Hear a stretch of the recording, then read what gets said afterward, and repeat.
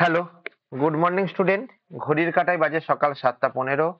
তোমাদের জন্য চালু হয়ে গেছে ডেইলি কারেন্ট অ্যাফেয়ার্স এর কোশ্চেন। তোমরা প্রত্যেকে জানো যে প্রতিদিন সকাল 7টা বেজে 15 মিনিটে তোমাদেরকে ডেইলি বেসিসের কারেন্ট অ্যাফেয়ার্স কোশ্চেন করানো হয়, যেগুলি তোমাদের আপকামিং এসএসসি এবং রেলওয়ে পরীক্ষার জন্য মোস্ট মোস্ট মোস্ট ইম্পর্টেন্ট। ওকে, তাহলে দেখো কোশ্চেন শুরু করা যাক। প্রথম কোশ্চেন, 2025 সালে 23রা মে কোন দুটি দলকে টি-20 বিশ্বকাপে আমূল স্পন্সর করেছে? তাহলে 2025 সালে 3rd মে অর্থাৎ আমাদের যে 23রা মে আছে সেই 23রা মেতে আমাদের কোন দুটি দলকে টি-20 বিশ্বকাপ এ আমূল স্পন্সর করেছে? ইউএসএ এবং কানাডা, নেদারল্যান্ড এবং শ্রীলঙ্কা, দক্ষিণ আফ্রিকা ও শ্রীলঙ্কা, না ইউএসএ ও দক্ষিণ আফ্রিকা? তাহলে এই ক্ষেত্রে মনে রাখবে কি, এটা এই ক্ষেত্রে মনে রাখবে হচ্ছে আমাদের ইউএসএ ও দক্ষিণ আফ্রিকা। অর্থাৎ আমাদের ইউএসএ এবং দক্ষিণ আফ্রিকা কি করেছে, 2025 সালে 3rd মে আমাদের এই দুটি দলকে টি-20 বিশ্বকাপে আমূল স্পন্সর করেছে। ওকে, তাহলে এখানে দেখো আমূল ভারতীয় দুগ্ধজাত পণ্য প্রস্তুতকারী প্রতিষ্ঠান 2025 সালে টি-20 বিশ্বকাপে ইউএসএ এবং দক্ষিণ আফ্রিকাকে ক্রিকেট দলকে স্পন্সর করেছে।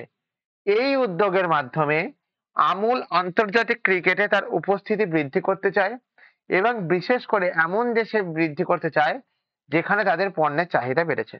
ওকে, নেক্সট কোশ্চেন, সম্প্রতি কোন আফ্রিকান দেশ মারবার্গ ভাইরাসের প্রাদুর্ভাবের খবর দিয়েছে? তানজানিয়া, কেনিয়া, সোমালিয়া, না রুয়ান্ডা? তাহলে কোন দেশ দিয়েছে? সম্প্রতি কোন আফ্রিকান দেশ মারবার্গ ভাইরাসের প্রাদুর্ভাবের খবর দিয়েছে? কি ভাইরাস? না মারবার্গ ভাইরাসের। ঠিক আছে, তাহলে অপশন এ তানজানিয়া হচ্ছে আমাদের রাইট অ্যান্সার। তাহলে অপশন এ তানজানিয়া হচ্ছে আমাদের রাইট অ্যান্সার। তাহলে তানজানিয়া সম্প্রতি মারবার্গ ভাইরাসের প্রাদুর্ভাবের খবর দিয়েছে, যা একটি মারাত্মক ভাইরাস রোগ এবং সংক্রমণ প্রতিরোধের আন্তর্জাতিক স্বাস্থ্য সংস্থাগুলিতে সতর্কতা জারি করেছে। তাহলে আমাদের তানজানিয়া নামক এক রকমের দেশ, একটা দেশ আছে, সেই একটা দেশ কি করেছে, আমাদের এই মারবার্গ নামক ভাইরাসের প্রাদুর্ভাবের খবর দিয়েছে। ওকে, বুঝতে পেরেছো এক্ষেত্রে? চলো কোশ্চেন নম্বর 3, 2025 সালের KLF বুক অ্যাওয়ার্ডে সেরা ইংরাজি কাব্যগ্রন্থ হিসাবে কোনটি পুরস্কৃত হয়েছে?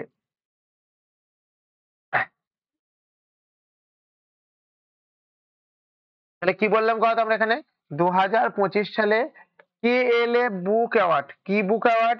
না KLF বুক অ্যাওয়ার্ড। KLF বুক অ্যাওয়ার্ড, KLF বুক অ্যাওয়ার্ডে কি হয়েছে? না KLF বুক অ্যাওয়ার্ডে দেশের সেরা ইংরাজি কাব্যগ্রন্থ হিসেবে কোনটি পুরস্কৃত হয়েছে? I will have it here, এটা হতে পারে। Option B the girl with the 7 lips, এটা হতে পারে। নেক্সট কি হতে পারে? ডিজিটাল ফরচুনেট হতে পারে। Option D 10 days of the strike, 10 days of the strike. তাহলে কি হয়েছে, না আমাদের KLF বুক অ্যাওয়ার্ডে ইংরাজি কাব্যগ্রন্থ হিসাবে পুরস্কৃত যেটা হয়েছে সেটা হলো I will have it hair, I will have it hair. এইটা হচ্ছে আমাদের কি হয়েছে, না সেরা কাব্যগ্রন্থ হিসাবে নির্বাচিত হয়েছে, সেরা কাব্যগ্রন্থ হিসাবে নির্বাচিত হয়েছে। ওখান থেকে বুঝতে পেরেছো? এবার প্রশ্ন হলো যে স্যার এই KLF এর পুরো কথা কি? তাহলে মনে রাখবে KLF এর পুরো কথা হলো কলিঙ্গ লিটারেসি ফেস্টিভ্যাল। তাহলে এখান থেকে কি হবে, Kalinga KALINGA, Kalinga literacy, Kalinga literary festival, Kalinga literary festival. এটা হচ্ছে কি, এটা হচ্ছে কি, না এটা হচ্ছে আমাদের কি বলবো, না আমাদের KLF বুক অ্যাওয়ার্ড। এই যে এটা এটা কত সালে চালু হয়েছে? না এটা চালু হয়েছে আমাদের 2021 সালে চালু হয়েছে। এটা আমাদের কত সালে চালু হয়েছে? না এটা আমাদের 2021 সালে চালু হয়েছে। ক্লিয়ার হয়েছে? ক্ষেত্রে বুঝতে পেরেছো? এবার কথাটা কি হয়েছে এখান থেকে, যে আমাদের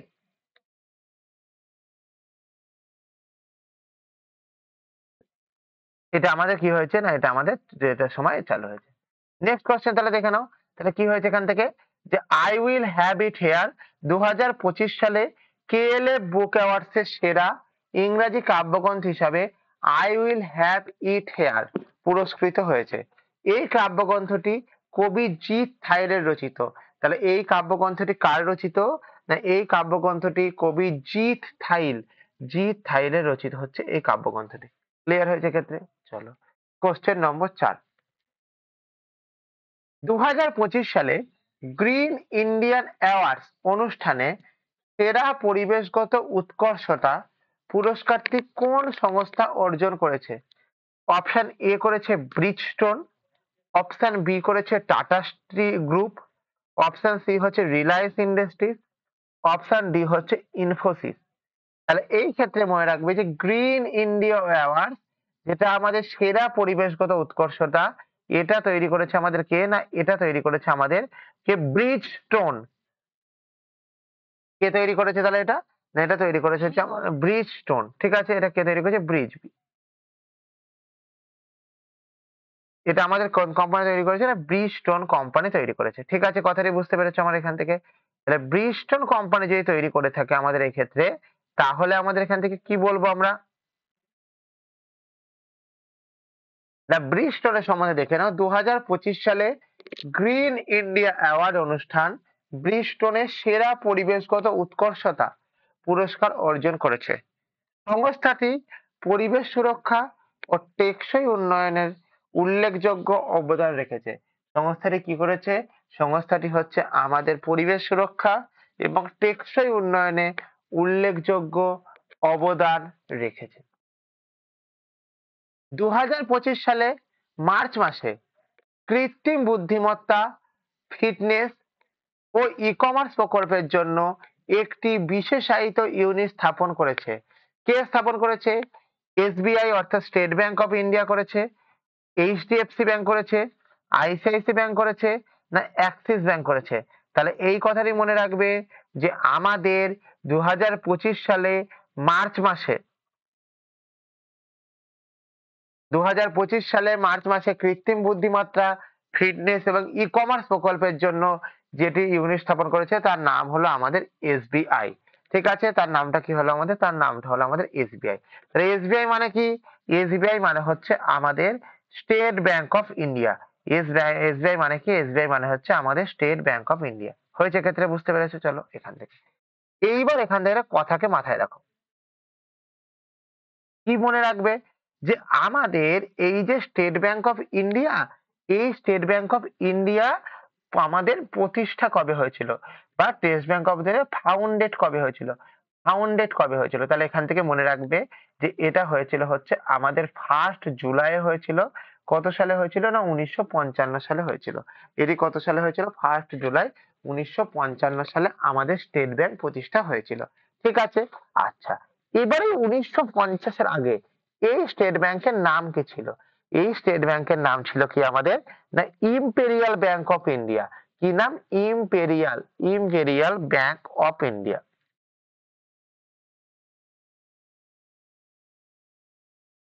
ইম্পেরিয়াল ব্যাংক অফ ইন্ডিয়া কবে ছিল, কবে অবধি ছিল, না আমাদের এক্ষেত্রে যেটা ছিল সেটা হচ্ছে 27 জানুয়ারি 2000 এই 1921 অবধি। তাহলে আমাদের এখান থেকে কি বলবো, 27 জানুয়ারি 1921 অবধি হয়েছে। এবার ইম্পেরিয়াল ব্যাংকের আগে আমাদের কি ছিল, ইম্পেরিয়াল ব্যাংকের আগে ব্যাংকের নামটা ছিল হচ্ছে bank of Kolkata. Bank of Kolkata, bank of Kolkata. এটা কবে অবধি ছিল, না এটা ছিল হচ্ছে আমাদের, কথাই বলবো আমাদের এক্ষেত্রে, এই ক্ষেত্রে আমরা বলবো হচ্ছে যেটা, সেটা মনে রাখবে আমাদের 2রা জুন 1806 সালে। কত জুন, না সেকেন্ড জুন কত সাল, না 1806 সালে হয়েছে। ক্ষেত্রে বুঝতে পেরেছো? এখান থেকে কি বলবো আমরা, এখান থেকে, না এখান থেকে আমরা বলবো bank of Bombay. Bank of Bombay এটা কত সাল অবধি ছিল, না এটা ছিল হচ্ছে আমাদের কি বলবো, আমাদের এখান থেকে 15 এপ্রিল ছিল, এবং কত সাল অবধি, 1840 সাল অবধি হয়েছে। ক্ষেত্রে এরপরে কি আর চলে আসছে আমাদের, এর আগে কি ছিল, এর আগে ছিল হচ্ছে ব্যাংক অফ মাদ্রাস। এর আগে কি ছিল? ব্যাংক অফ মাদ্রাস ছিল। সেটা কবে ছিল? না 1 জুলাই ছিল 1843-এ। তাহলে আমাদের 1806, 1840, 1843, 1921, 1955, অর্থাৎ স্টেট ব্যাংক কিভাবে কিভাবে হয়েছে না সেই জায়গাগুলো কিন্তু এটা আমাদেরকে একটুখানি মাথায় রাখতে হবে।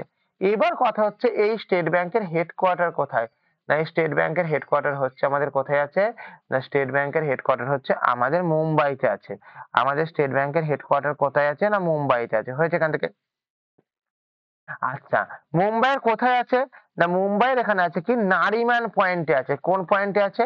নারিম্যান পয়েন্টে। মুম্বাইয়ের কোথায়? নারিম্যান, NARIMAN, নারিম্যান পয়েন্টে হচ্ছে আমাদের কি আছে? না আমাদের এই স্টেট ব্যাংকের হেডকোয়ার্টার আছে। ঠিক আছে, কথাটি বুঝতে পেরেছো এখান থেকে? ক্লিয়ার? তাহলে এইটা হয়ে গেল কি? এটা হয়ে গেল আমাদের স্টেট ব্যাংক সম্বন্ধে কথাবার্তা। তাহলে স্টেট ব্যাংক অফ ইন্ডিয়া 2025 সালে কৃত্রিম বুদ্ধিমত্তা বা আর্টিফিশিয়াল ইন্টেলিজেন্স বা AI, ফিটনেস এবং ই-কমার্স খাতের প্রকল্পগুলির জন্য একটি বিশেষায়িত ইউনিট স্থাপন করেছে।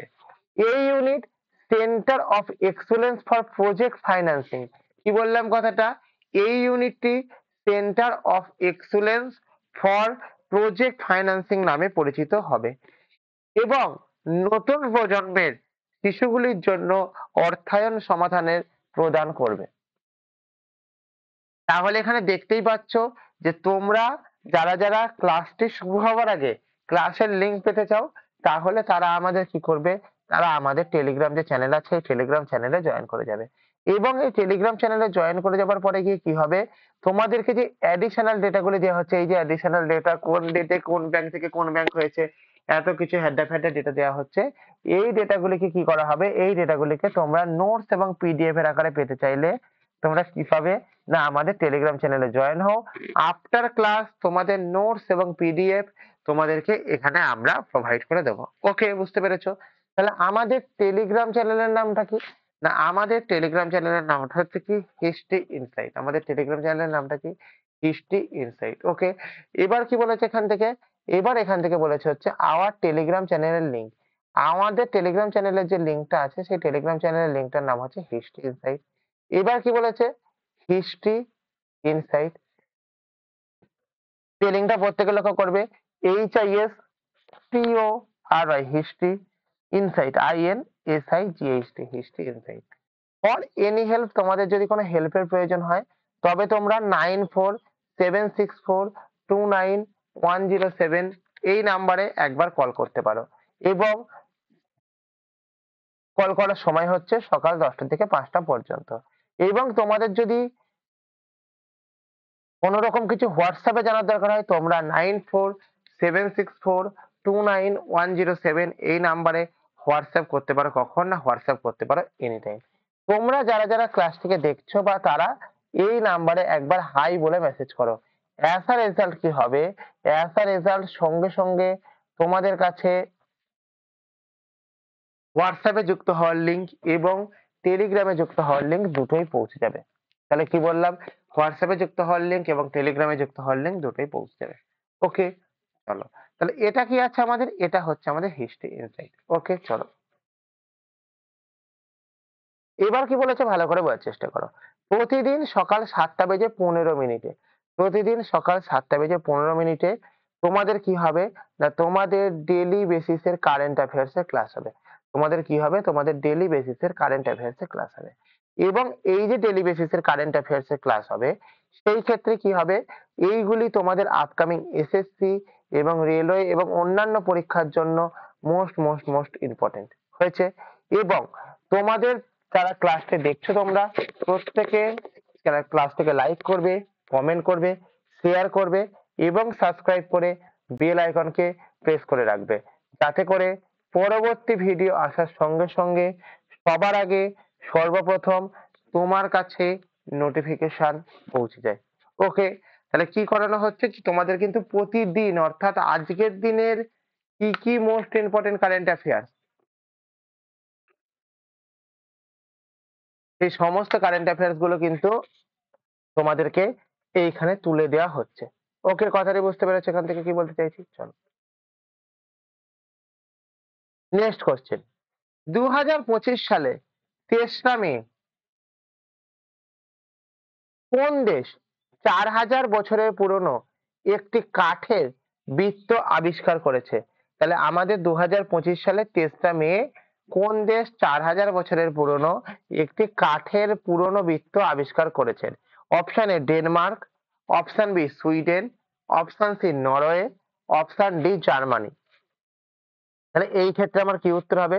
এই ক্ষেত্রে আমার উত্তরটা হবে হচ্ছে কি Denmark is the right answer. তাহলে এই কথাটি মনে রাখবে, কি মনে রাখবে, যে আমাদের 2025 সালে 23 মে 4000 বছরের পুরনো একটি কাঠের বৃত্ত আবিষ্কার করেছে কোন দেশ? না, দেশের নামটা হচ্ছে আমাদের ডেনমার্ক। তাহলে দেশের নামটা কি আমাদের বলবো? দেশের নাম হচ্ছে ডেনমার্ক। তাহলে ডেনমার্কে কি হয়েছে আমাদের?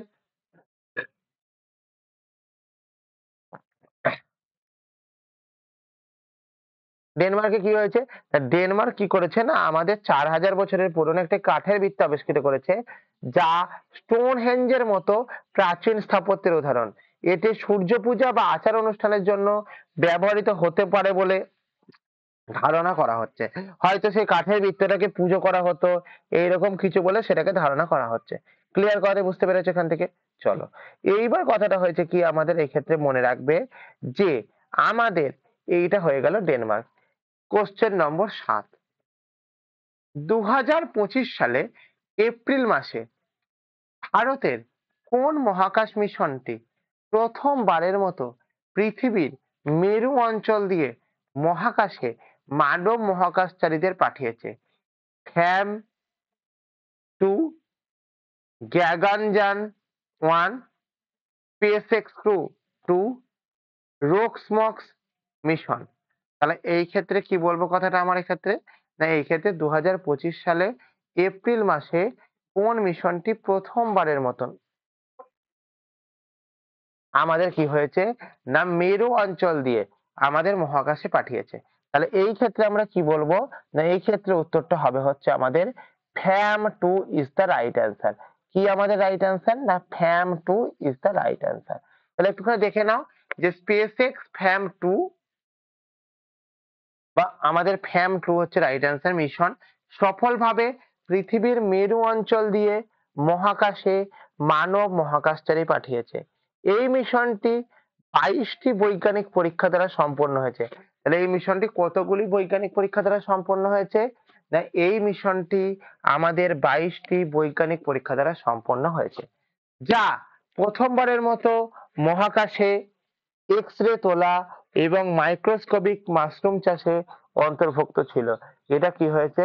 না, আমাদের এক্স-রে তোলাতে এবং মাইক্রোস্কোপিক মাশরুম চাষে অন্তর্ভুক্ত ছিল। কে ছিল? না, ফ্যাম 2 ছিল। কোশ্চেন নম্বর 8, 2025 সালের ভারতের কোন প্রতিষ্ঠান 6 কিউবিক কোয়ান্টাম প্রসেসরের পরীক্ষামূলক পরীক্ষা সম্পন্ন করেছে? তাহলে কে করেছে? না, আমাদের এক্ষেত্রে মনে রাখবে যে আমাদের DRDO young scientific laboratory, tata institute of fundamental research, centre for development of advance computing, না আইআইটি মাদ্রাস। তাহলে এই ক্ষেত্রে মনে রাখবে যে আমাদের এটা করেছে কে? এটা করেছে হচ্ছে আমাদের ডিআরডিও ইয়ং সায়েন্টিফিক ল্যাবরেটরি। কে করেছে আমাদের এক্ষেত্রে? না, ডিআরডিও ইয়ং সায়েন্টিফিক ল্যাবরেটরি। ঠিক আছে, এক্ষেত্রে বুঝতে পেরেছো? এখন তোমাদেরকে আমি ডিআরডিও সম্বন্ধে কিছু কিছু তথ্য দিয়ে রাখছি, সেই তথ্যগুলো একটুখানি মাথায় রাখবে। ঠিক আছে?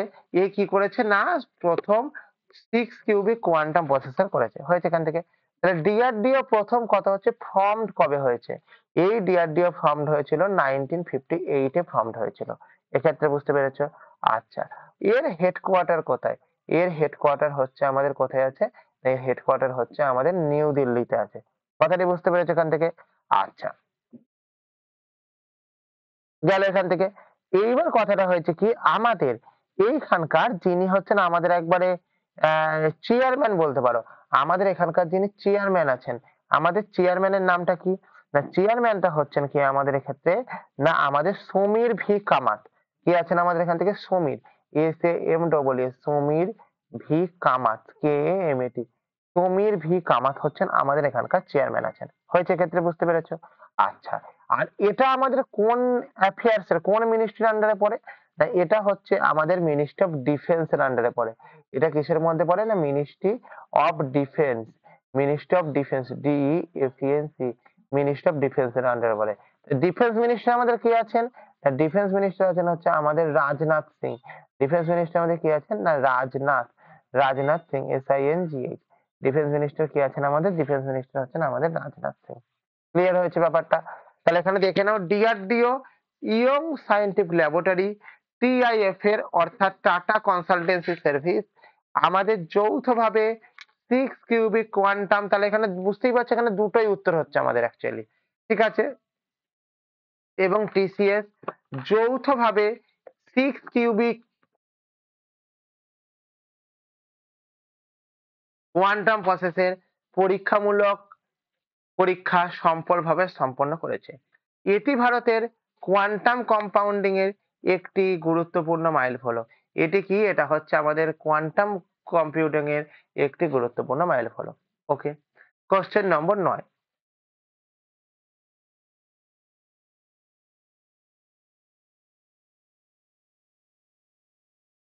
2025 সালে এপ্রিল মাসের কোন প্রতিষ্ঠানটি রুম টেম্পারেচার কোয়ান্টাম কম্পিউটার উদ্বোধন করেছে বা উন্নয়ন করেছে? তাহলে আমাদের অপশন কি আছে? IIT মাদ্রাজ হবে, এটা IIT Madras, IIT Madras, IIT Delhi, IIT Bombay, IIT Chennai. তাহলে কি হবে এক্ষেত্রে? মনে রাখবে যে IIT মাদ্রাজ, IIT মাদ্রাজ হচ্ছে আমাদের এই ক্ষেত্রে রাইট অ্যান্সার। তাহলে 2025 সালের এপ্রিল মাসে IIT মাদ্রাজ আমাদের কি হবে? না রুম টেম্পারেচার কোয়ান্টাম কম্পিউটার উন্নয়ন করেছে। ওকে, এক্ষেত্রে IIT মাদ্রাজ হবে, এটা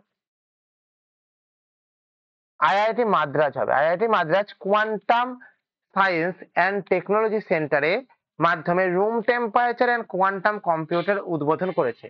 এই কম্পিউটারটি ফোটন ব্যবহার করে দ্রুত গণনা সম্পন্ন করবে এবং 86% নির্ভুলতা সহ ডেটা বিশ্লেষণ এবং সমাধান প্রস্তাব করবে। দেখো, মানুষের থেকে কম্পিউটার কেন এসেছে? মানুষের থেকে কম্পিউটার এসেছে তার প্রধান কারণ হলো হচ্ছে এটা যে আমাদের ডেটাকে বিশ্লেষণ করা ঠিক করে এবং তাড়াতাড়ি করা, অর্থাৎ অ্যাকিউরেসি মেনটেন করা। তাহলে এই অ্যাকিউরেসি মেনটেনের জন্য আমাদের কম্পিউটার ছিল। IIT Madras quantum science and technology room টেম্পারেচারে একটা কোয়ান্টাম কম্পিউটার উন্নয়ন করেছে, যেটা কি কণা ব্যবহার করে? না যেটা হচ্ছে আমাদের ফোটন কণা ব্যবহার করে এই জিনিসটাকে তৈরি করতে পারবে। ওকে, ভারতের কোন রাজ্যে প্রথমবারের জন্য কৃষি রোবট আবিষ্কৃত হয়েছে? কৃষি রোবট ব্যবহার শুরু হয়েছে।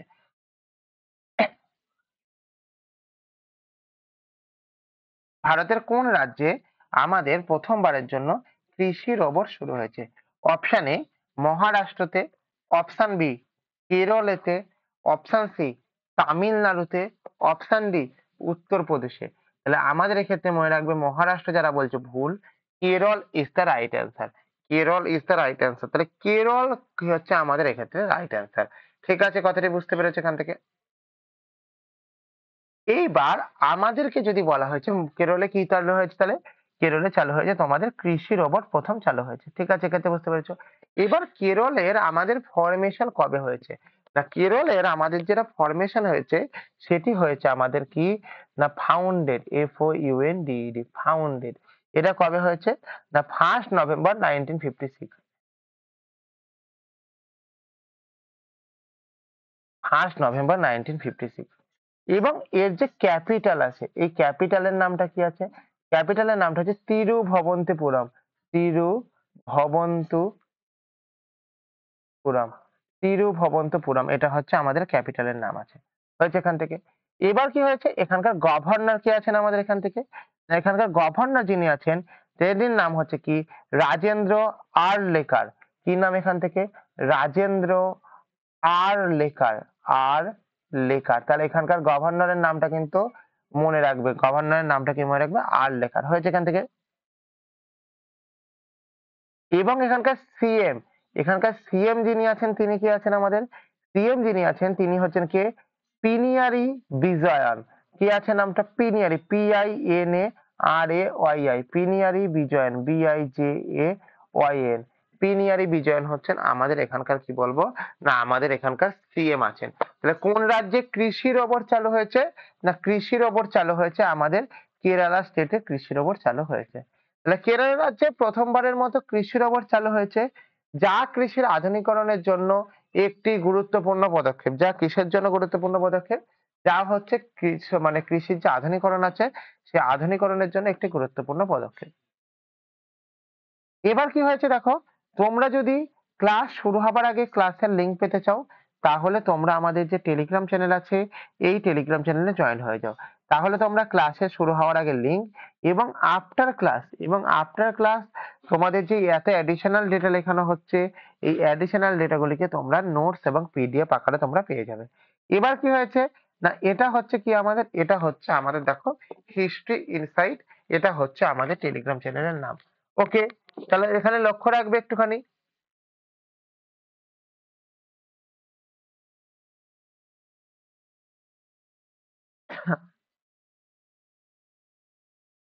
আমার টেলিগ্রাম চ্যানেলের লিঙ্কটার নামটা কি? History insight, HISTORYINSIGHT, history insight. তোমাদের যদি কোনো রকম হেল্পের প্রয়োজন হয় তোমরা 9476429107 এই নাম্বারে কল করতে পারো। কখন কল করতে পারো? সকাল 10টা থেকে বিকাল 5টা অবধি কল করতে পারো এবং 9476429107 এই নাম্বারে হোয়াটসঅ্যাপ করতে পারো। কখন? এই নাম্বারে হোয়াটসঅ্যাপ করতে পারো এনি টাইম। এই নাম্বারে হোয়াটসঅ্যাপ করতে পারো এনি টাইম। তোমরা যারা যারা ক্লাসটাকে দেখছো প্রত্যেকে একবার হাই বলে মেসেজ করো। অ্যাজ আ রেজাল্ট তোমার কাছে হোয়াটসঅ্যাপে যুক্ত হওয়ার লিঙ্ক এবং টেলিগ্রামে যুক্ত হওয়ার লিঙ্ক দুটোই পৌঁছে যাবে। ওকে, চলো। তোমরা প্রতিদিন সকাল 7:15 তোমরা ডেইলি বেসিসের কারেন্ট অ্যাফেয়ার্স এর ক্লাস করতে পারো এবং এইগুলি তোমাদের আপকামিং এসএসসি এবং রেলওয়ে পরীক্ষার জন্য মোস্ট ইম্পর্টেন্ট। তোমরা যারা যারা ক্লাসটিকে দেখছো প্রত্যেকে লাইক করবে, কমেন্ট করবে, শেয়ার করবে এবং সাবস্ক্রাইব করে বেল আইকনকে প্রেস করে রাখবে। তাতে করে কি হবে, পরবর্তী ভিডিও আসার সঙ্গে সঙ্গে সবার আগে সর্বপ্রথম তোমার কাছে নোটিফিকেশন পৌঁছে যায়। তো এটা কি হবে না এটা হচ্ছে তোমাদের ডেইলি কারেন্ট অ্যাফেয়ার্স এর ক্লাস হয়। এটা কি হয়? ডেইলি কারেন্ট অ্যাফেয়ার্স এর ক্লাস হয়। কোন ক্ষেত্রে বিশিষ্ট অবদানের জন্য পদ্মশ্রী পুরস্কার দেওয়া হয়? তাহলে শুধুমাত্র বিজ্ঞান ক্ষেত্রে, শুধুমাত্র খেলাধুলাতে, একাধিক ক্ষেত্রে, না শুধুমাত্র আর্টসে? তাহলে একটা মনে রাখবে এখান থেকে যে আমাদের পদ্মশ্রী অর্থাৎ পদ্ম পুরস্কার, এই পদ্ম পুরস্কার আমাদের 3 রকমের হয়। সেই কি পদ্মভূষণ, পদ্মবিভূষণ এবং পদ্মশ্রী। অর্থাৎ এই যে এটা কখন দেওয়া হয়, এটা দেওয়া হয় হচ্ছে আমাদের কখন না আমাদের একাধিক ক্ষেত্রে দেওয়া হয়। তাহলে সাহিত্য, শিক্ষা, কলা, খেলাধুলা, বিজ্ঞান, চিকিৎসা শাস্ত্র এবং সামাজিক কাজের ক্ষেত্রে আমাদের কি করা হয়েছে না বিশিষ্ট পুরস্কার হিসেবে পদ্মশ্রী পুরস্কারকে আমাদের দেয়া হয়। ক্লিয়ার হয়েছে ব্যাপারটা? বুঝতে পেরেছো? শৌর্য চক্র পুরস্কার প্রাপ্তদের মধ্যে কোন বাহিনীর সদস্যদের সব কোন বাহিনীর সদস্য সবচেয়ে বেশি? ভারতীয় সেনাবাহিনী, ভারতীয় নৌবাহিনী, ভারতীয় বিমান বাহিনী, কেন্দ্রীয় রিজার্ভ পুলিশ বাহিনী বা সিআরপিএফ। অর্থাৎ আমাদের Indian army, Indian navy, Indian air force না সিআরপিএফ। তাহলে এই ক্ষেত্রে মনে রাখবে যে আমাদের শৌর্য পুরস্কার যেটা আছে এই শৌর্য পুরস্কারটা সবচেয়ে বেশি পেয়েছে কারা? না ভারতীয় সেনাবাহিনী। অর্থাৎ ইন্ডিয়ান আর্মি যে আছে সেই ইন্ডিয়ান আর্মির ক্ষেত্রে আমরা কি বলবো না ইন্ডিয়ান আর্মির ক্ষেত্রে আমরা বলবো